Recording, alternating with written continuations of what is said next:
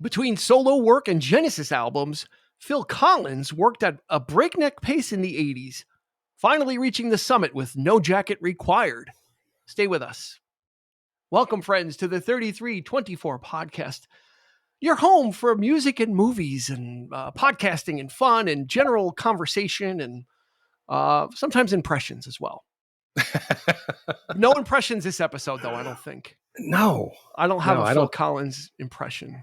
No, I don't. No. Maybe right? I should have brought a drum up from the basement or something. If Nick Leshy was on the episode, he'd be dressed as Buster. Yeah. That's yeah. One of the lowlights of the 80s for Phil Collins. That was kind of the beginning of the end. Wasn't the most fashionable fellow, was he? He tried. He went with the mullet. He had the long hair. I mean, he tried a lot of different things, but it didn't matter because it was the music that did it. So that's right. Thank you for joining us for this episode. If you're listening to us on your favorite podcast provider, why don't you go ahead and give us a review? We usually have like a star rating thing. Whatever the amount of stars are, fill it up. Fill it all the way up. Give us the maximum stars. That helps raise us in the results. When people are looking for podcasts like this, you're helping out other people find us, which we appreciate.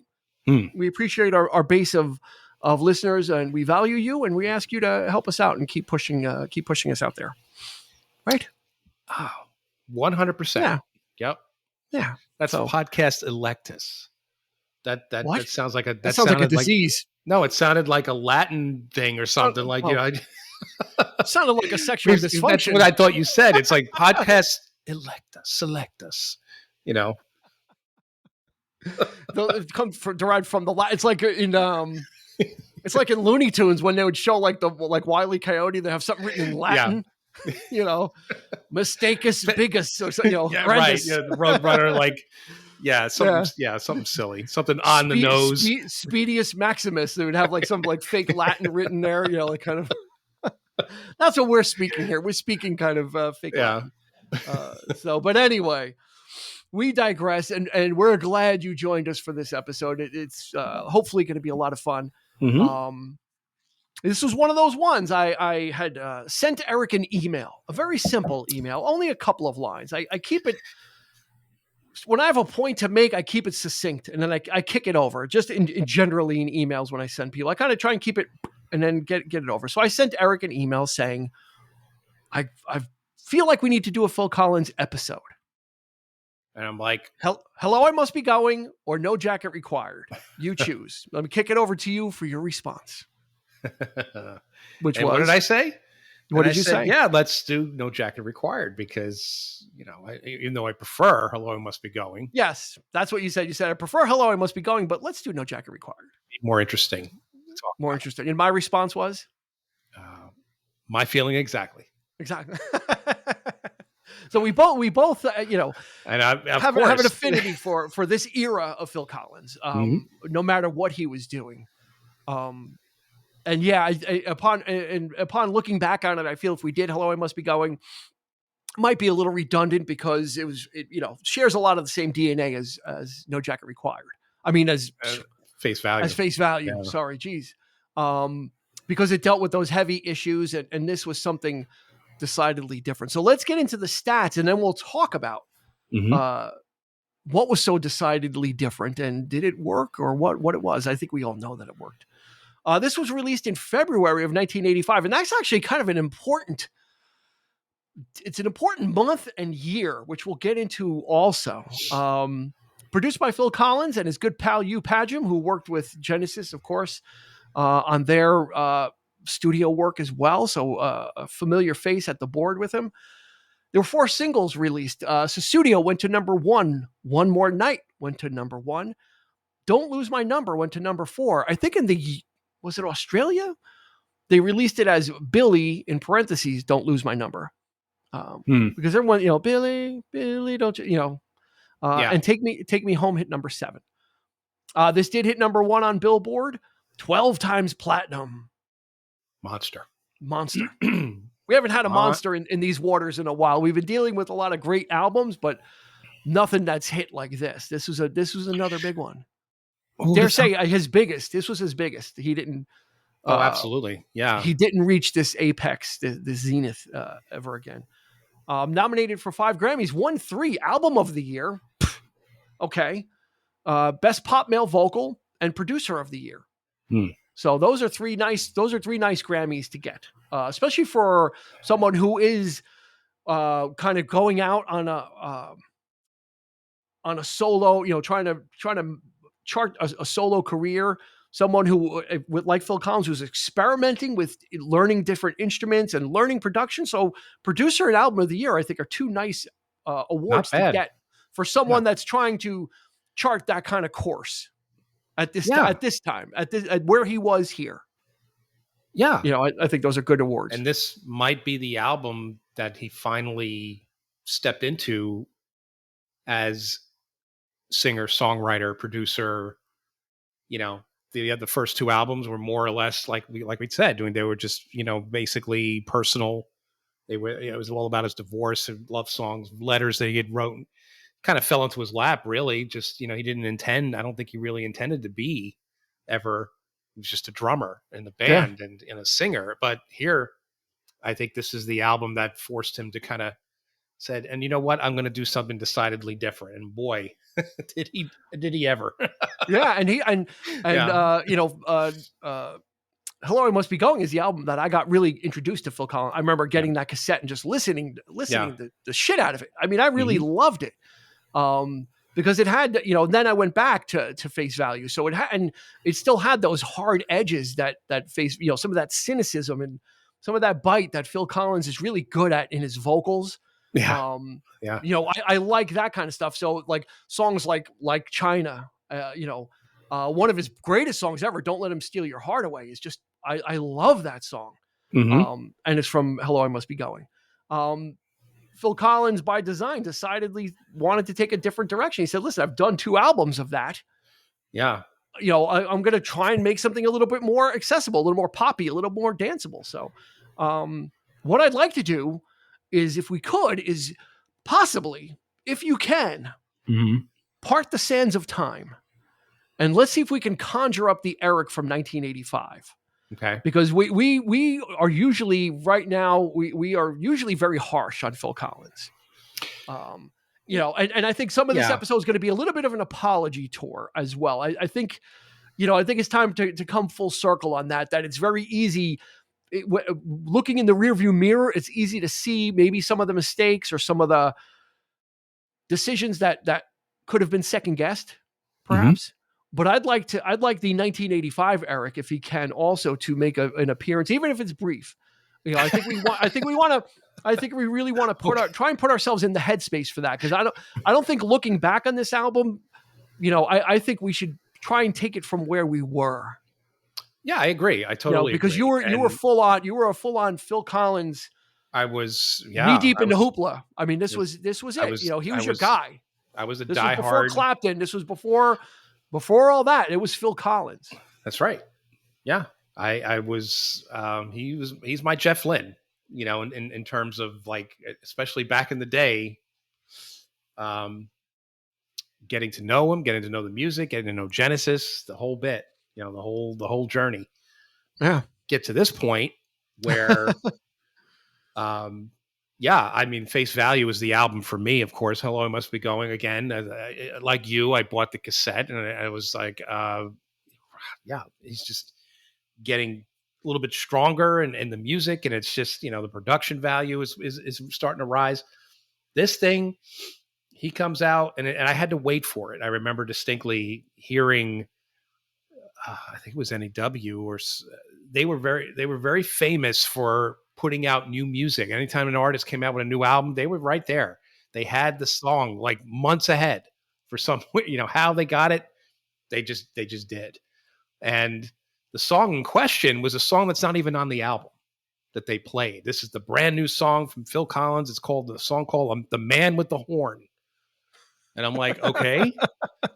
So they played it, and here's this like really catchy, it sounded very, much like it, was supposed to be on Hello, I Must Be Going.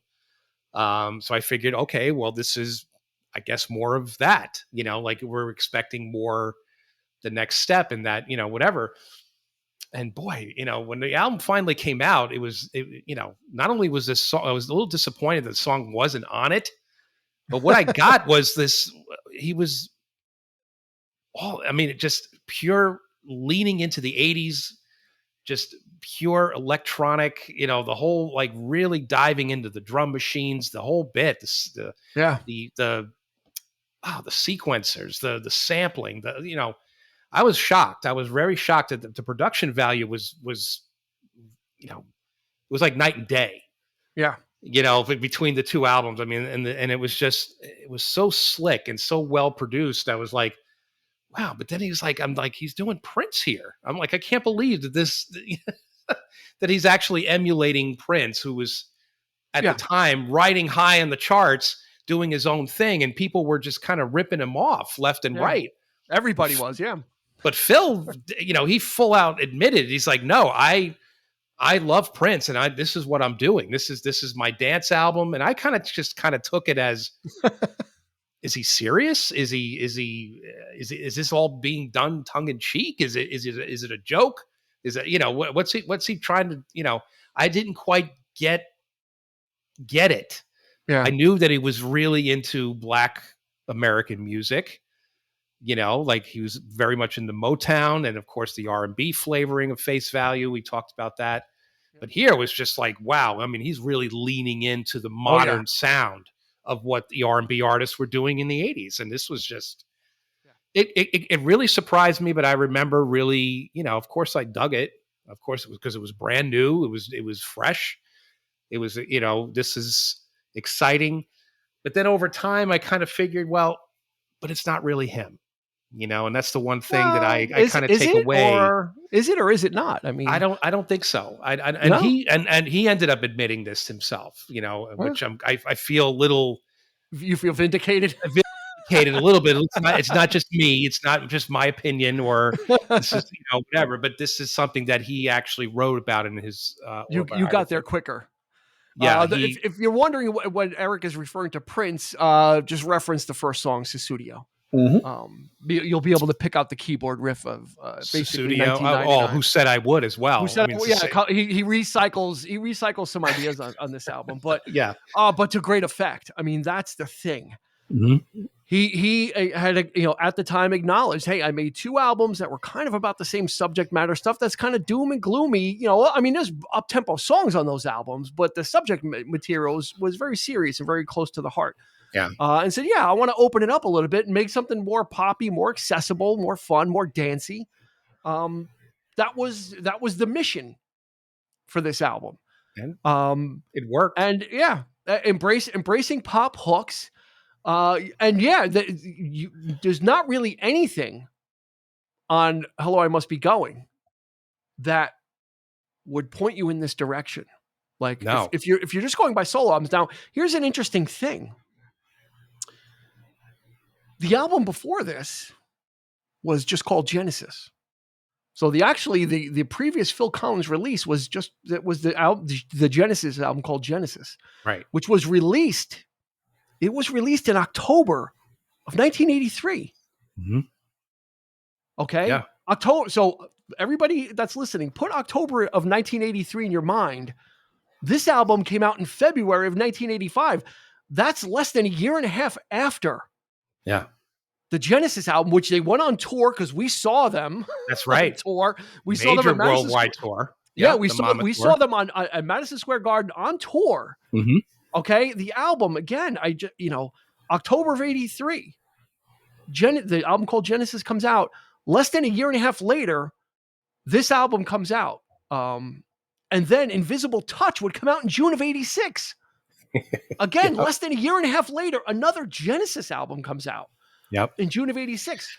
So that's where he kind of got kind of in hindsight, got a little in trouble of the guy didn't stop, but if we put ourselves into the 85, Dean and Eric, we were loving it because it was just, there was just material coming out, and the Genesis stuff, the Genesis album is decidedly different.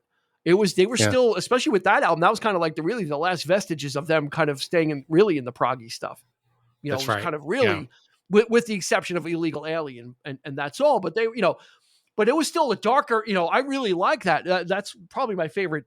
One of my favorite Genesis albums was that one, because it was modern, but it was the last kind of thing before they really went, That's right. Yeah. before Genesis decided to take a more radio friendly They approach as were well.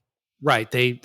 But with that album, this was Phil now as an equal partner in the band, and it was all songs are written by Banks, Collins, Rutherford instead of just so Whoever. Phil had established himself as singer songwriter at this point, producer, and it really, I mean, like I said, night and day. I mean, it really showed the confidence that he had, the balls that it took to do an album like this, to do these kinds of songs, and just get it out there, and I wonder what people like what Prince even thought, like well, who did he dig it? Did he who I would have loved to. He probably wasn't very worried. I'm sure Prince, No, absolutely not. quite secure in his own this thing, short little bald guy from England, who he's what's he wearing wool suits.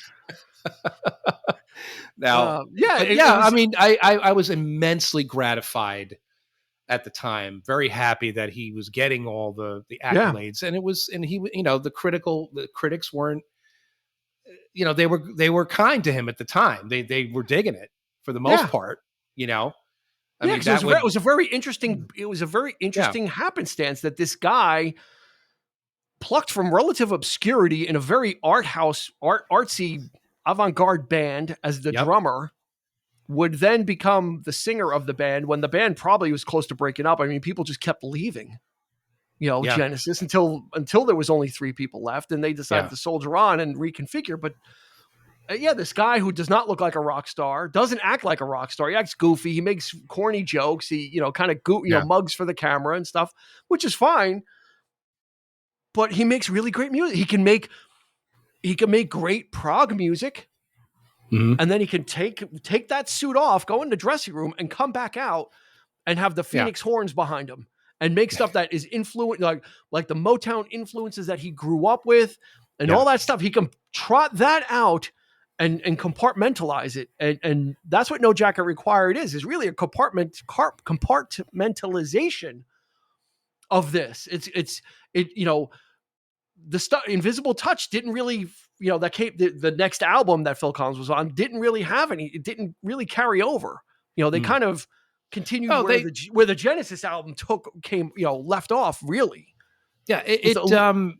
people say that it's Phil Collins is responsible for the change in No, that was decided very early on, that they all 3 decided that they needed to change their sound.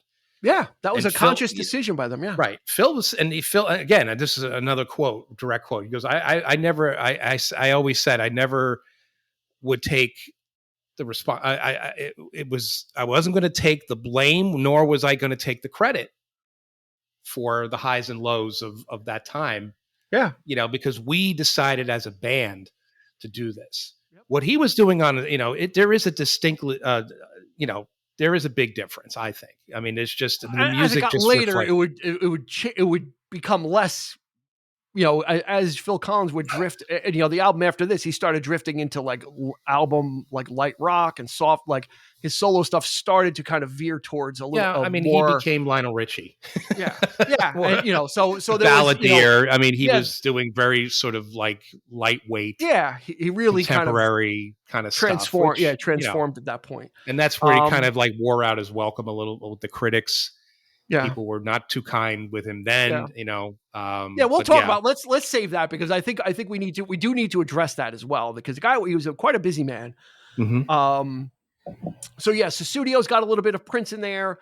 A couple of other songs kind of recall that hook, and then I even think another song kind of recalls to me Sustudio a little bit, which is what the hell is it? Is it I Don't Want to Know?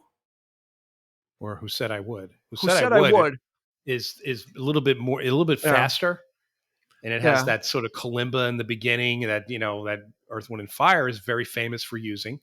Who Said I Would probably is the song that hasn't aged well because of that. I want that electronic voice. Like if they take that out and the song song remains. But It makes it, but that but one, that's the thing about, see, that's, I think that's where my critique, as it were, especially nowadays, is that's where it kind of comes from, is the fact that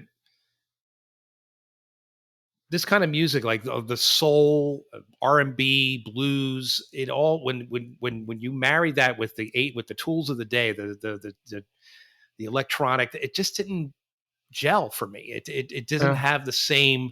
It then never felt, it felt cheesy to me. Anytime anybody, blues artist, tried to do something in the '80s, you put those keyboards in there, man, and you've lost me. Because it doesn't have that authenticity, the that DX7. rawness.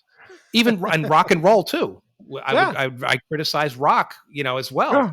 You can't emulate a rock guitar or a real rock drums, or you can't do that stuff in the sampling. I mean, people who were doing it were probably doing it within the '80s. They knew how to do it more effectively, use the tools, but they were doing something a little bit more different Yeah. and more creatively, with it. We talked about Tears for Fears, Yep. Peter Gabriel, these and the like, Daniel Lanois production and all that kind of thing. But people coming over from this, it Well, just, a lot of that let me stuff just throw did not translate well to let me, me throw let me throw this your way then. I would today I started watching some of the Phil Collins the videos from this album. Yeah. And I watched Susudio, which is corny, but at the time we loved it. It was kind of, but someone That's in the the, video EP, right? yeah, The they had all the VHS, videos strung all the video. together. Yeah, I had it. We Of used to course, watch I that. had. We watched that. I had it too. We were watching it endlessly. Yeah. But somebody in the comments on YouTube, because people were kind of commenting about how 80s it Mhm. sounded. And one commenter said, well, yes, but you have to give it a different. I'm paraphrasing. Basically, the commenter said you kind of have to give this a different look because this is someone who's so great at songwriting, at production, at arranging, using those tools. Yeah. And he was able to use those tools to craft really great and catchy songs, right? Yeah.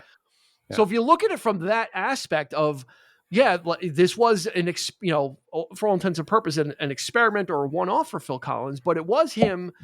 Like in lesser hands, it would have sounded even less, right? It would have sounded kind of, I agree. without his lyrical content supporting the material.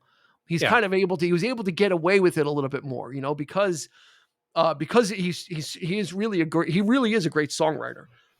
So these songs outside of Susudio and Don't Lose My Number, which were kind of not really about anything, um, having the lyrical content and having you page him, and these guys, being a skilled producer and putting this stuff together using those tools of the time, and using Yeah. the, sampling the drums and stuff. It kind of made me think twice about saying, yeah, those keyboards, oh my God, they're so 80s, which they are, but Mhm. in the hands of a lesser talent, Yeah. what would you have ended up with? No, You I know, totally, I get, and those are the times when I feel like, yeah, it's just, um, and revisiting this album, I kind of had the same, I guess, reaction to it, because I'm thinking about what's being done, who's playing on it, you know, kind of diving into, yeah, this is okay. I get this. This is, whatever, but does it hold up? Does it not? I don't think it really matters at this point, in terms of like just, going I back don't think and you could judge it. Yeah, I don't think you could look at it as does it hold up now because you could, I mean, it is what it is. And yeah, I think to be fair, I think I should give every album of the '80s that I didn't like or whatever the same, the same love or the same treatment. It's like, it was what it was in the day. And then I myself forgot that, I've been overly critical.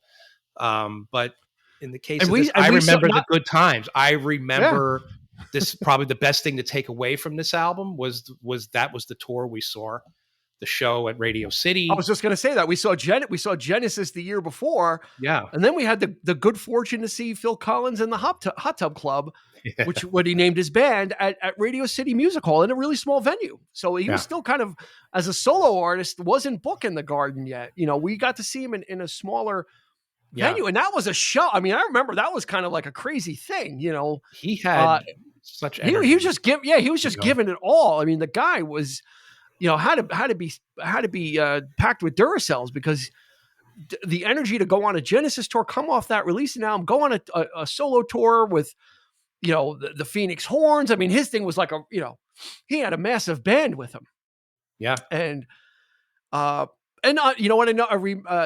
In listening to this album, and you can correct me if I'm wrong, but he still had the growl in his vocals. That's what I loved about Phil Collins is he would Yeah. have that. He could have that kind of. I guess maybe the last. For me, the last example might be Tonight, Tonight, Tonight. Yeah. That tonight, how he does like that. That's still present on these songs. So even though they're poppy He songs, you're not getting pop 80s vocals. You're getting mhm. a Phil Collins vocal who can kind of go with that, when he puts that He had straight that voice. projection to his Yeah. voice that yeah, Yeah, again, which which makes it something different than just the musical accompaniment. which would to me came from the years of touring when he became the singer for Genesis. His vocals got much stronger because don't forget, I mean, he's the only singer in the band. I mean, he doesn't like with Genesis. There is no backing singers. There were no ooh and ahs like people like Yeah. Tony and Mike really didn't sing. So he handled all the vocal chores, and he had to do it in such a way that he would carry notes and do things. That's why he developed that style of like like adding on to the lyrics and the ooh, like he would like try to bring the audience in and all that kind of stuff came from that because he had to because he was they're putting on a show. He's the front man. What do I do here? I'm not a good looking guy. You know what I'm saying? Like he's like, what do I Yeah. have to do to grab people? And so he's telling stories, he's acting silly, he's doing all this stuff. But what really impressed me about him was his vocal stylings and Yeah. the rhythmic approach to how he, because Gabriel didn't even do that with his own stuff. Like, Yeah. Collins would do his stuff better and live, like, Yeah. just Gabriel's more straightforward, just more yeah, of a the straightforward vocal performance. arrangements were just, he would just carry those, just project it out there and just be a singer, and then, and then of course running behind the drum kit and And him and going crazy. Chester just going crazy. I mean, come on. Yeah. That was, That was it. just, the shit, Yeah. Speaking of so Gabriel, yeah, Peter Gabriel makes an appearance on this album along with he does. Sting and Yep. Helen Terry, who was knee deep in the hoopla with Culture Club as the The backing Culture Club. vocalist, Yeah. Yeah. or for "Take Me Home." Yeah. Now I was today years old when I found out that song was based on "One Flew Over the Cuckoo's Nest." Yeah. And I have a whole new Yep. appreciation. I never liked that song. I never cared for it. I'm like, "Take Me Home." The video, he's like going different Really? places. Yeah, I Oh, didn't know until like today or when I read it that like he based it on "One Flew Over the Cuckoo's." Now when I listen to the lyrics, I'm like, wow, okay, this I is a told really good song. I totally I could understand that now. You're right. But he did. I think it's in the book. I think he mentioned it in the book. Yeah, I Yeah, was taken aback. It's like whoa, because I yeah. never I'm like really knew what the song was about. But I kind of figured it was about sort going of home. like so. Well, yeah, like him because the excessive touring. I think he was Yeah, speaking to that, or no, it was yeah. So I'm like But if you that think like about it, up try up the putting song. this song now. Why we did Cuckoo's Nest, Yeah, right? We talked about the film.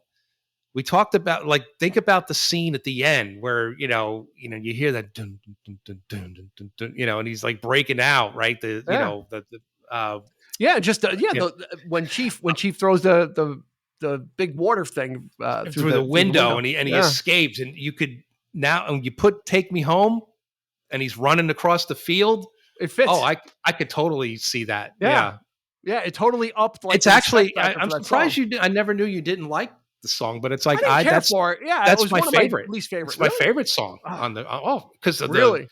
just because especially the end when it builds and that drum, those drums kick in and of course he's Do got Gabriel and Sting helping him out there. I mean do that was tremendous for me, to do have do you want to try and guess my favorite song? Inside Out. Yeah, exactly right. Yeah. Why? I don't know. You tell Okay. me. You tell me because it's one of my Um, favorites as it's well. But I love it so much because I think it channels the best parts of what he was doing with Genesis. okay. It has that epic feel to it. It doesn't have any of the drum samplings on it. It's a traditional. Mm-hmm. It's the closest thing to a traditional straight up rock song. Yeah. You've got some good Daryl Sturmer, who is his guitar player and the de facto fourth member of Genesis as a touring band on there. Mm-hmm. You've got some nice guitar work on there. It's got the big booming drums that we like. And yeah, I just like when I was started when I knew I was going to be listening to this album, I'm like, oh shit, Inside Out is on this. Like I was waiting to I couldn't wait. Like I couldn't wait. I don't want to skip ahead to it. I listen to the album in order when I do these. When I do these, I don't skip around. I kind of take Yeah. the journey, Yep. and it's the second to last song. Yeah. And It's then it's I don't want to know. I like also. That's a fun song. It's catchy. And Daryl Sturmer covered it on his first solo album, that's right. He did. Stepping Out. He I co-wrote it. think he Yeah, he co-wrote it. co-wrote it. Yeah, he came up with the Yep. riff. So Mm-hmm. he does a really nice jazzy guitar version of it on his solo album. So it's Yeah. so I kind of like it for that too. A lot of good things on here. I mean, again, if you know the hits, there's not much different on here, right? I mean, it's safe to say that if you know the hits, you're gonna if you like Sussudio, you're gonna like Only You Know and I Know. You're gonna like Long Way to Go, Long Long Way to Go. You're gonna like Who Said I Would. If you like Take Me Home, you're gonna like Doesn't Anybody Stay Together Anymore, right? It's kind of I like love that one too. I love there's the drums. The drums on that one is fantastic. that reminds me of Sussudio, where it's like doesn't anybody, Yeah. I just say the But again, word, it's not overly reliant on yeah, sampling. You got the real drums in there, those real yeah. heavy but that tremendous sound that he had with just yeah. Um, Yeah, it's a good just mix. it's the way the song starts over like diggy diggy diggy diggy. It's like that's a drum sound, man. I can't. Yeah, he used a good mix of Yeah. electro. I mean, this wasn't this. The good thing about this is it's technology heavy, but it's not all electronic, which is a Mm-hmm. good thing. There's a mix of it. And like I said, like Take Me Home has got like drum programming in it, but it's done tastefully and it's done in a good way. Mm-hmm. So there's a nice mix in there. Inside Out is a straight up like rock song, and it's got all Yeah. it stays away for the most part from the toys of the day. But then you've got songs like Who Said I Would that fully lean into it. And it's got, it even has similar horn riffs to Sussudio, so he kind of plays with a lot of musical ideas. But that's what makes it so easy to listen to. It's that's what he wanted to do. He didn't want to make an album that's going to challenge you and like, oh, deep thoughts. It's like, no, I want you to put this on and just kind of and have fun with it. And you can, that was the thing with it is that still held up. The album's like 50 minutes long, 50, but it goes pretty quick. I'm like, Mm-hmm. this because the songs are so poppy, jumpy, and bouncy, and you move right through them. That's right. Yeah, it does. Yeah. And getting back to Inside Out, I don't know why we're stuck on this song, but because it's so fucking good. Like for me, it connected me to the Genesis album. I think it feels like it was almost like. I love the fact that when he's singing the chorus. I mean, it's like this big booming, like echoey thing. It's like he's projecting like as if he's in a big concert hall. Yeah, and then it gets so quiet. Yeah, right? It gets the verses. It's like the little rim shot, and it just his voice just like it's just. Yeah, you got a little like piano. You got a little. It's piano like very in the room, and then it just kicks into like the concert hall again, and it just goes back. You got a little bit of a horn. You got some horns in there. Yeah, you got the guitar. Again, it's just a really well constructed song. If there was an album of just this type of stuff, again, probably wouldn't have been as popular. But closer in DNA to Genesis, and maybe that's why. For me, it's like a bridge song. It bridges the gap between the previous album by Genesis and kind of Yeah. It's an outlier on this album because it doesn't fit with any of the other stuff. Yeah. You know, Yeah. it's kind of a it's all, you know, it's kind of a strange bird on this album. Maybe that's what it But is. You know, there's always, you can always rely on that in all of his records. I mean, even the later stuff, there's always that at least one or two tracks that you could definitely pick off that vine and just stick it on yeah, a really great compilation and just make, a hell of a thing. And it's like this, but there's always one song that I always take away from these albums that I absolutely love.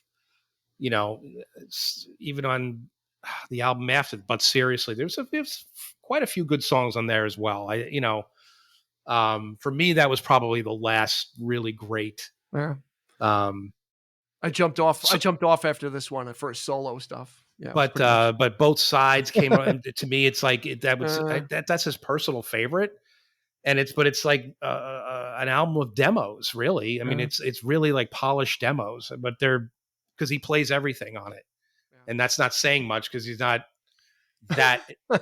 extrovert. You know what I mean? Like he's not a Yeah, guitar player. He's not, but yet he does play guitar on it, and it plays yeah, banjo and little odd things here and there. But it's just very much still very keyboard centric yeah. and drum, of course, drum machine and that kind of Yeah, thing. I guess that's why he liked it because it was more low key and personal. What about "Don't Lose My Number"? I like that too. See, that's the I one could listen. I I could listen to that over and over too. see. That's the one I never You don't like liked. it? I mean, No, it means nothing. He even says nowadays, like he still. I don't know what this song means. I don't know what. I, It's like a story. It's a story, but it has no meaning. And it the just video is just the corniest. I watched the video today too, and it was just yeah. it was the song by itself. I don't need the It was like video. Peter Robinson is Yeah, his bandmate from Brand X is in it, and he's sitting there and yeah, he's like he's got this weird like let's yeah. Clint Eastwood like he's like a movie producer or something as I recall, Yeah, right? they're trying to come up with the theme for the video, like what it's going to be about. And Yeah, he did Mad Max, and he did you yeah. know It was. I mean, they spent a lot of yeah. buco bucks on these videos, man, because that was some high That was production. that's how you got the You know, word out there. Again, that's 85 is right in the middle of MTV territory. I mean, he was yeah, again he leaned into the goofiness because he didn't have the rock star good looks, quote unquote. mhm, So yeah, he had to lean into the British humor, the irreverent, British humor, and kind of leading into that kind of stuff. yeah. And he did it well, and people really enjoyed it. But don't lose my number. I'll take it. I like it. I'll take it off your hands. I think You it's know, very. I'll claim it. A lot of what he was doing, it occurred to me. It was like he's just, and I think he even said this. Um, I think it was the Perkins Palace concert that I had, the VHS, and of course Uh-huh. there's little like interviews in between the songs, and I think he said a lot of what I do is very much inspired by the Beatles and what they did. It inspired me. Everything that I do is inspired by them. And if you think about it, and all the antics that they did Yep. back in the day, if you just imagine if the Beatles were still together in the 80s, what they would have done with MTV. I wonder. I No, wonder. You absolutely. know. And You know. it's funny you mention that because I thought about that earlier today. Mhm. Because that I think that's going to kind of bring us to the overall notion that people got of Phil Collins in the 80s. And I thought about it, because what we did we talked about the Genesis album came out less than a year and a half before. Another Genesis album would come out less than a year and a half after. Mhm. You briefly mentioned Easy Lover that he did with Philip Bailey. This was around that time. I think it was 84. Yep. He was in an episode of Miami Vice that they rewrote and kind of built around him. The movie Buster would come out after this, and that was kind of like the death knell. That was kind of like was it. But right around this time as well is when he did the 2 shows in Live Aid. Right, Yeah. he performed in England, That's right. played a little bit there. They threw back. We're going to go back for people. You're going to have to go on Wikipedia. But he got on the the SST. What do they call it? Also The Concorde. the Concorde. Yeah. It was a supersonic transport, and Mhm. it doesn't fly anymore. And it was able to get it was a high speed plane, and it got him over from England to Philadelphia in like 3 hours or whatever it was, and then he was able to play in Philadelphia with Zeppelin and do all that. Mm-hmm. And that's when people started to, I think, maybe subconsciously say, okay, this fucking guy is everywhere. Mm-hmm. Like, Literally. like, yeah. And we could I didn't bother charting it, but we could probably chart it from Face Value Mm-hmm. to Face Value to Abacab to Hello, I Must Be Going to Genesis to Yeah. No Jacket Required to Invisible Touch. He was everywhere. Now we look back on that now, right? And we say, oh, this, that's what we say. So, oh, he was everywhere. Let Mm-hmm. me ask you a question. Mm-hmm. If that were you, would you say no to any of those things? No. Exactly. Right? No. If it were me and I somehow I found myself playing Live Aid and they said, you know what, we can get you on a plane, we can get you to play over in the other one, you can play with Zeppelin. Oh, fuck yeah. This was a Okay, yeah. decision that was made, and this Yeah. is again from the book, because yeah, I mean, people were giving him flack. I think he was voted probably around the end of the 80s. He was voted the most hated musician at this point. Yeah. Just overexposed. And but in his mind, he goes, all I wanted to do was play with my heroes. If you had the opportunity, Robert Plant asked you to play in an impromptu Zeppelin reunion, and you're the drummer. You are John Bonham for this, okay? You're going to say no? Yeah. I mean, he obviously overcommitted himself, but that was the thing. He had already agreed to do that with him, right? And play with Eric Clapton, because he had just produced Behind the Sun for Eric in '85.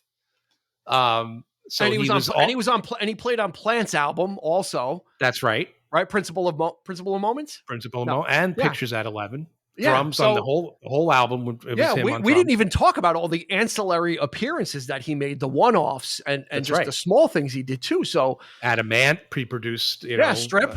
Strip. Right? He played drums on I like that song. It's a catchy song. Howard Jones, right? Yeah. No One Is to Blame. The list goes on. We talked about Frida way back in the early 80s, which is really what kind of kicked it off. But so yeah, I mean, he overcommitted. He was like, okay, but then Sting came up to him and said, because they had just released No Jacket, came out, and Sting, he's like, well, would you be into, like, let's do it like a duet? Because but there's one problem. I'm not playing in Philadelphia. I'm playing in England. And Phil's like, oh shit. What do I do? So it wasn't really his idea to say, oh, well, I could fly the everybody like, who the fuck's this guy to think he's the, Oh yeah, no, they arranged it for him. Yeah, they arranged it for him, but but like I said, he overcommitted. But I mean, God, he got to play with Sting. He got to play with Robert Plant that day, with Zeppelin and Clapton, and he could say he's the only artist that played on both stages in Live Aid. I mean, that's right. I think that's where we need to cut him some slack. For after No Jacket Required, after Invisible Touch, I jumped off. Mm-hmm. I was done. I was kind of, all right. I've had my fill. I've gotten everything I needed to get out of it. Yeah. Not that I was anti him, but I'd moved on to other things. Probably late 80s. So did I. Traveling Wilbury started to kind of rear its head. So there was other things to kind of grab my attention. Jeff Lynne Jeff Lynne, like, he came out of the fold right after Balance of Power. Yeah, he started and all of a sudden he became a producer, right? Yeah. So that we were concentrating on that stuff, and that's when Phil kind of declined, like in the in the 80s. After this album, his next solo album, it did okay, 4 million, which anybody would kill for, but when you compare it to 12 million, it's a miss.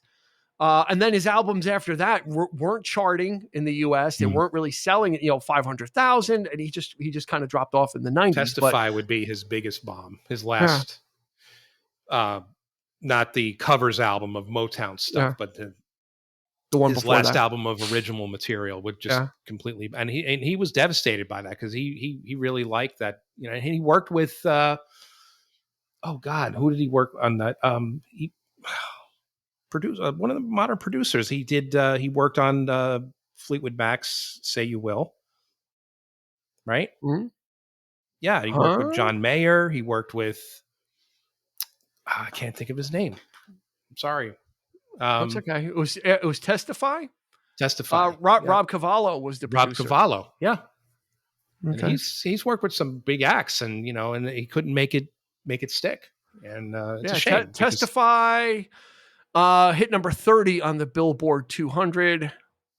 Not enough sales information as far hmm, as sales, so probably it's less because than it didn't 500,000. sell. Yeah. Yeah, I think It was that bad. the backlash had kind of Yeah, effectively taken him out of the 90s, but then he would start winning. He would start doing music for Walt Disney. He did Tarzan.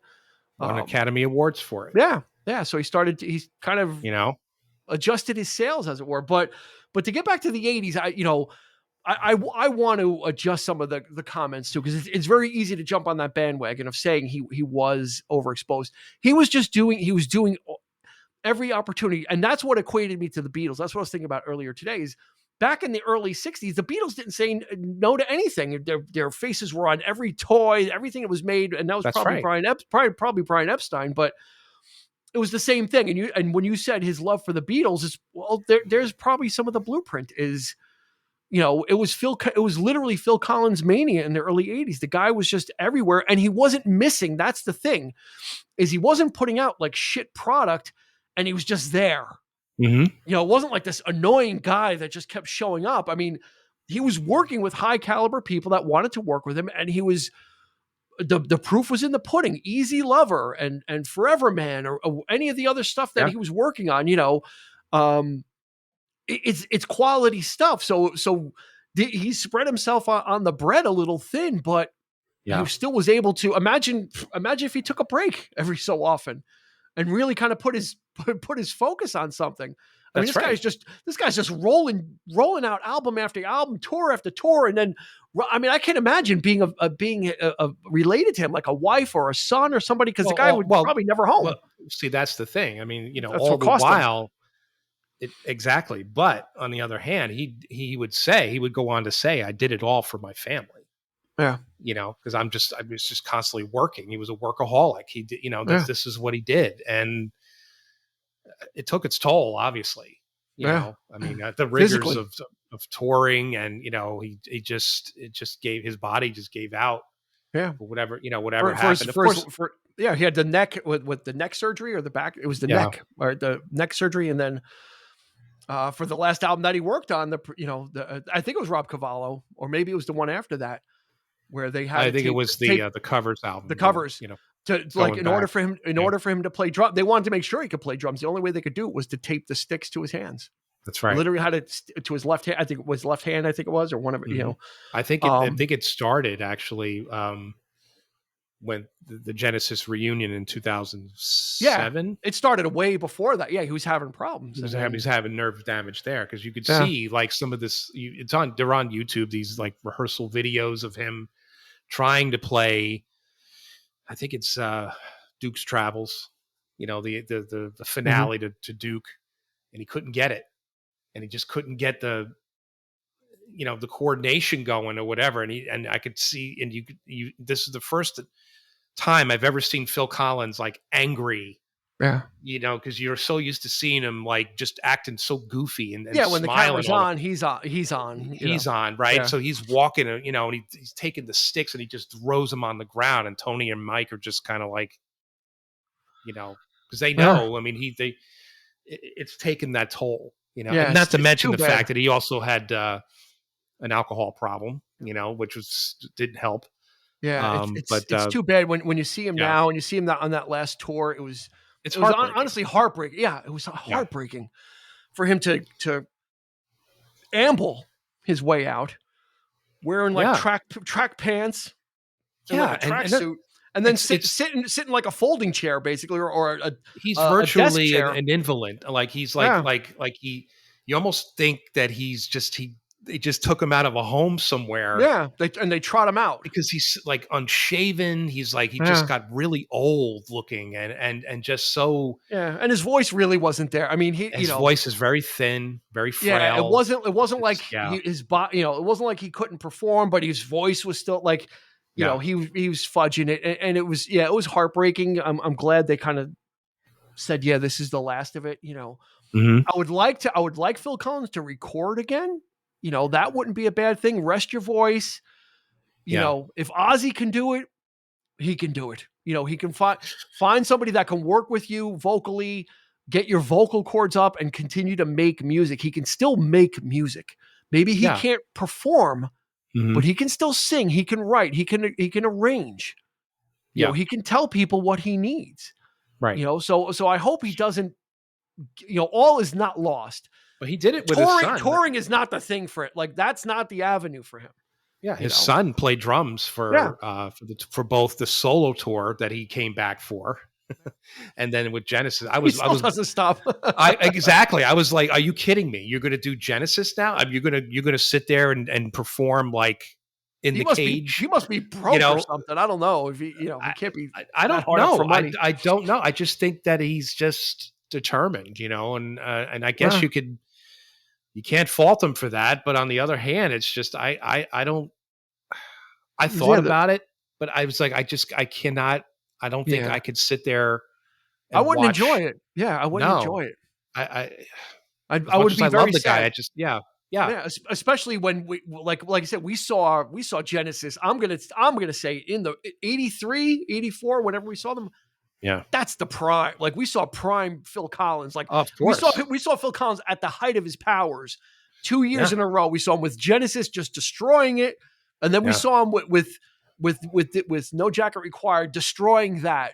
So I want to keep those memories of that, because those were yeah. two amazing experiences, two very different experiences from one person, and it's very special that it was so close together. Hmm. And we were so into it. We were so jazzed, so excited about Yeah. anything that was coming out from Phil Collins. Like I said, when you put yourself back in that mindset of the '80s, we were game for anything. It doesn't mean we weren't thinking about it. We love the artist, right? We were, Yeah, we did. right, like they say nowadays, ride or die. We were ride or die You with were these guys. devoted. We were Yeah. devoted fans. Unless it That's was a what it total is to piece of be a fan. well, unless it was a total You know. piece of shit, then we're like, yeah, this is garbage. But it wasn't. It was different. Yeah, but even then, We went though, I along mean, for it. we were, come on. I mean, even then, we were making excuses like, oh well, he's not on Like his what? game here, but I don't know. I mean, God, I personally never cared for Balance of Power, for example, like with ELO. I mean, that was just not an album that when it first came out, I had to adjust. It took a while, but I you love know, it now. I love it. I love Balance of yeah. Power now. I love it. But that's the thing. I mean, we Yes, a because little we're bit of a head such scratcher, devoted fans, of we course. you want to give them all the breaks, you want to give You're them gonna all the dive love. in. You're gonna Yeah, dive in. yeah, and I did. I Yeah, totally did. I was committed. yeah, I had everything, I know. everything that you could get your hands on, B-sides, stuff that Yeah, just he had no business being on. we were Okay, drinking the with Kool-Aid. We were drinking the with Kool-Aid. people Deep gulps like of the Kool-Aid. working with this John Martin. Who the hell is John Martin? He was like producing an album for him. Like, who the hell is this guy? Is that Steve, Marilyn Martin's husband? Because he worked with no, Marilyn he Martin was like too, a right? folk singer, like a Oh, British okay. folk singer in the late 70s. You And he do played anything. in a few of his albums, and then he ended up producing an album for him. See And that? then of course, and then you had what was it? Of course, his stint with Brand X, and then you had, Yeah. oh, my God, I mean, all, and of course, all the like you mentioned, all the guest Yeah, appearances, all the which, one-offs by the that he did. way, you could get on a box set called Oh, really?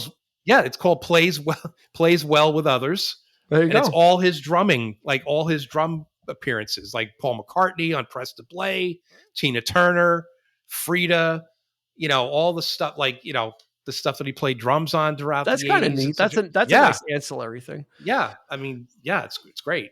So I do have one complaint as we wind down.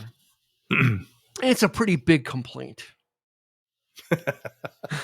maybe you'll agree. well, one complaint has got to be big, right? Maybe you'll agree with me. Okay. Why did he have to reshoot the covers of all of his Oh, fucking albums for the re-releases. I don't want old Phil Collins doing a face value cover. I don't want old Phil Collins doing No Jacket Required. I well, don't want like when I listen to it on Spotify, I have to look at that old face I know, trying to I know. recreate You that don't cover. even It's like you I don't don't want get it. both. You Yeah, get the I don't want it. remastered. You don't get the Yeah, I don't want it. Why? well. Why?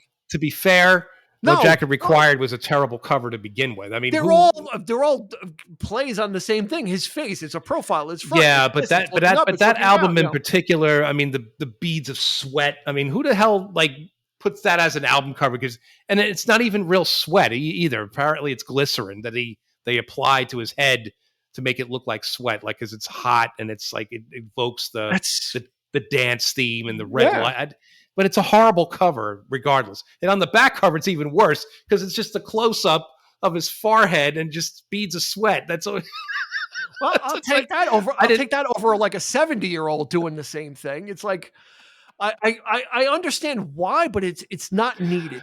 You know, It's not, but it didn't add anything. If anything, it made me be like, I don't want these. yeah, You know, I yeah. don't want an updated. It's very very odd, very odd. It might have been a cool thing to do as like a social media thing or an online thing is recreate the Yeah. covers, Mhm. but to put them to replace the original covers with that, oh, I have No. to look at that thing when I'm like listening to. I have to like I have to like go on Facebook or have something else on when I have it on because I don't want to look at it.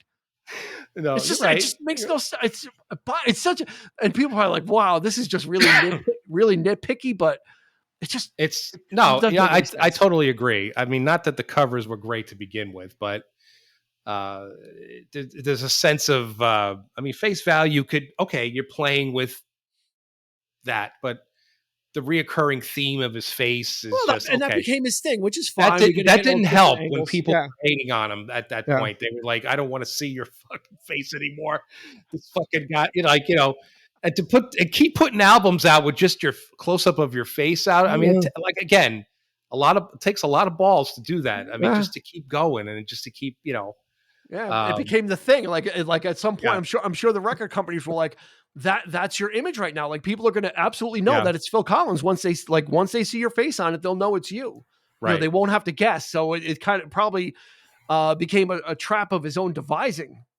You know that he did it and then did it again and again, and then the record company's probably like, well, you know, it's your trademark now. People expect to see that, and it's going to be very easy for them to find your album because your face will yeah, be all over it. You know. yep. But to reshoot it as like this old guy that doesn't even really look like him anymore, too. It's kind of No, it is kind of odd. I mean, it's yeah, weird. it It's doesn't. yeah, he's thinner. He's actually thinner.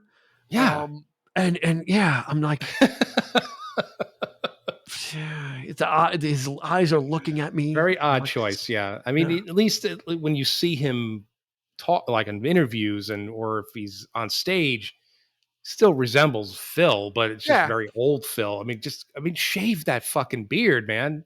yeah. Like why are you? I mean, he just looks so disheveled, like he just doesn't care anymore. Well, You know, it's got no one to impress anymore. I mean, he's done I everything, and guess not, but boy, I mean, I don't know. so, all right. As we wind it down, then let's kind of put the cork back on the bottle. And so, 85 Eric, right? Mm, Really loved this album, right? What would 85 Eric have given this on a scale of 1 to 10? mm. Well, Go back to 85 Eric. probably I wouldn't give it a perfect 10. I know that. I probably would have given it maybe an 8, Me 7 too. or 8 or That's what I something was like thinking. that. That's Yeah. what I I was mean, it was thinking. strong. It was a strong Yeah. statement, and it was not it just took you by surprise. I Yeah. mean, like he surprised everybody with face value. Nobody knew that he was making a solo record. Boom, there it is. And puts out another album that sounds remarkably like it. And then with this, he's like, I got to change again. I got to do. But like I said before, I don't think now in retrospect, the one thing I will say, and he's going to back me up on this because he Oh, okay. doesn't feel like, Oh, Phil Collins is backing you up. Okay. no, he's going to back me. No, he said it. He's like, this is not me. Yeah. And this is actually his least favorite album.